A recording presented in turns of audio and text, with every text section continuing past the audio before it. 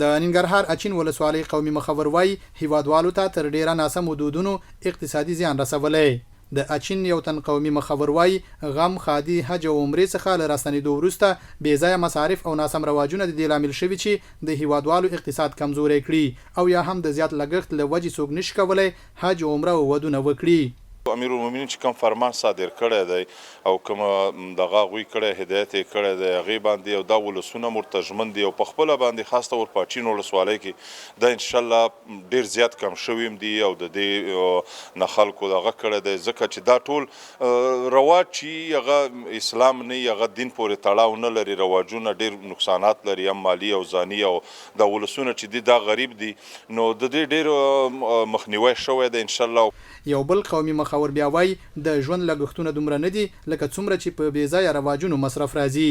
دی وایي امیر المؤمنین حفظه الله لخوا توشیح شوی فرمان د هیوادوالو په خیر دی او په عملي کېدو سره به ټولنه هوسا شي. داسې رواجونه شته چې د ټولنې او د ولس او د ټولو ته زیان رسوي باید دغه په کار دی چې موږ آمادګي ونیسو د دې دفعه راولو کېږي انشاءالله ولې نه کېږي. بعضې خلکو داسې کم شوي دي او انشاءالله چې غواړو چې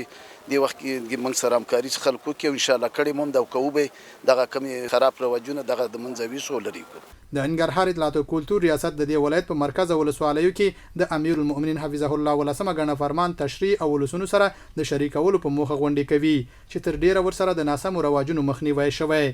په ډیرو ځایونو کې زمونږ د بدو رواجونو هغه کچه ډیره راټیټه سوې ده. یعنې مونږ ویلی سو چې په یوه سیمه کې مخکې 80% بد رواجونه او اوس د دغسې غونډو د عامه پوهاوي له لارې چې مونږ په غونډو کې کوو یا په رسنیو کې کړی ده نو تقریبا 10 سلنه یا 20 سلنو ته راغلی. زمونږ هڅه هم همدا ده چې خلک وپوهو په دې باندې او له هغې نه وروسته نو خامخا په ټولنه کې مثبت تاثیرات لري. د یادونه ده چې په تیرو 2 لسیزو کې ډیره داسې ناوړه دودونه ټولنې ته دننه شوي چې هیڅ شرعي اړخ نه لري.